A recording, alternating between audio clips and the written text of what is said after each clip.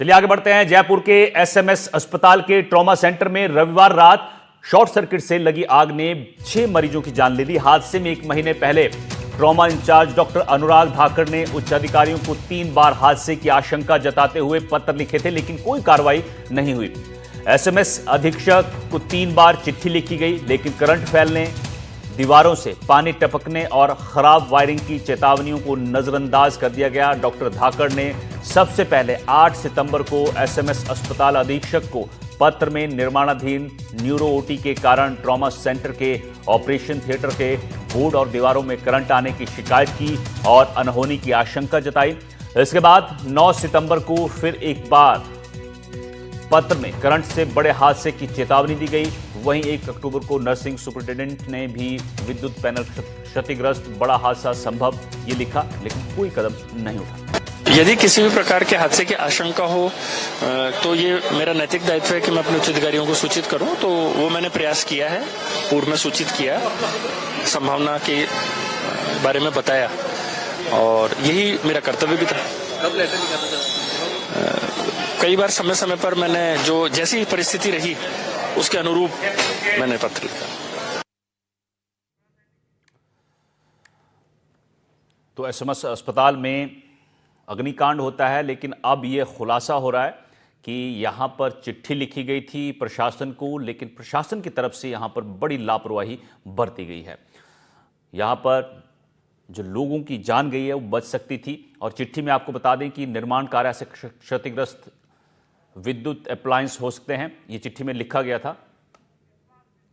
विश्वास हमारे सहयोगी हमारे साथ लाइव जुड़े हुए हैं जयपुर से। विश्वास, अग्निकांड से पहले एक चिट्ठी लिखी जाती थी जिसमें बड़ा खुलासा हो रहा है।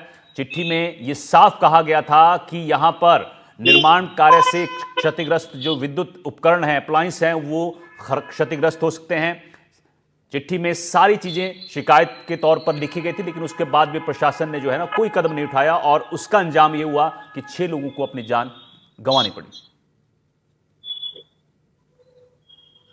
जी बिल्कुल, देखिए इस मामले में लगातार जिस तरीके से परतें खुल रही हैं, पड़ताल जो लगातार हम लोग कर रहे हैं, तो कई ऐसी चीजें हैं जो सामने आ रही हैं। और जैसे देखिए पहले दिन से ही ये कहा जा रहा था कि शॉर्ट सर्किट के कारण आग लगी है, लेकिन शॉर्ट सर्किट के कारणों का नहीं पता था। उसके बाद में जब हमने थोड़ी पड़ताल की तो जो ये लेटर्स हैं ये हमें मिले, उसमें साफ लिखा हुआ है कि किस तरीके से जो नोडल ऑफिसर थे ट्रॉमा सेंटर के, इन्होंने पहले ही एसएमएस का जो सुपरिटेंडेंट है उनको और जो प्रशासन है उनको अवगत करवाया था इस बात से कि यहाँ पर जो पानी है उसका रिसाव हो रहा है, जो दीवारें हैं उनमें सीलन आ रही है, लगातार पानी का रिसाव हो रहा है। दूसरी बात, जो ऑपरेशन थिएटर है, जो आईसीयू वार्ड है, उसी के ऊपर जो ऑपरेशन थिएटर के ऊपर जो वार्ड है, वहां पर एक और ओटी का निर्माण कार्य चल रहा है।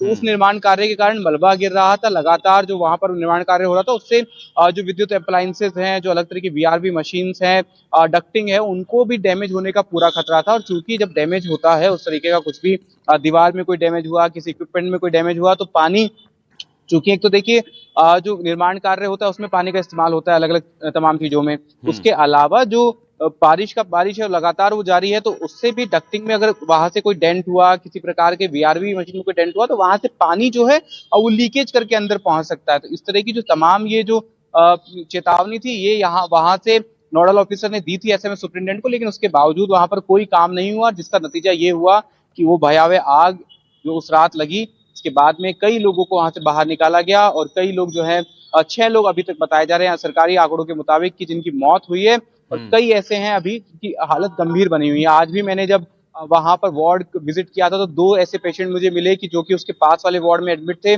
उनकी हालत गंभीर अभी भी बनी हुई है। लगातार कई ऐसे लोग जिनकी हालत अभी वहां पर गंभीर बनी हुई है। पूरा जो घटनाक्रम हुआ इसमें गंभीर लापरवाही देखने को मिल रही है, नेग्लिजेंस देखने को मिल रहा है, इग्नोरेंस देखने को मिल रहा है, क्योंकि किसी तरीके से जो प्रशासन था वो लापरवाही करके हाथ पे हाथ धरे बैठा रहा।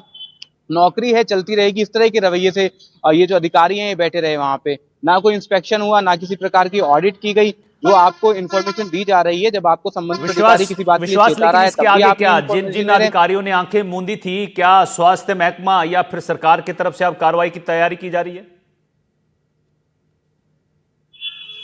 जी देखिए, इस पूरे मामले में अभी एसएमएस सुपरिटेंडेंट जो डॉक्टर सुशील भाटी थे उन्हें तो हटा दिया गया है उनके पद से। चूंकि वही प्रथम दृष्टया एसएमएस के पूरे सुप्रिंटेंडेंट थे जिन्हें लेटर्स लिखे गए। नोडल ऑफिसर अनुराग धाकड़ थे, उन्होंने उनको लेटर लिखे थे और अनुराग धाकड़ को भी अभी फिलहाल तो पद से हटा दिया गया है। तो ये कार्रवाई तो हुई है, लेकिन मुझे लगता है मेरी समझ में कि केवल यहीं तक ये जो पूरा मामला है ये शामिल नहीं है, इसमें प्रशासनिक अधिकारियों का भी पूरा योगदान रहता है। आज हम जब वहां पर थे, हमने बात की ऑफिशियल से, तो वो कह रहे थे कि कई डिपार्टमेंट्स का इसमें रोल होता है।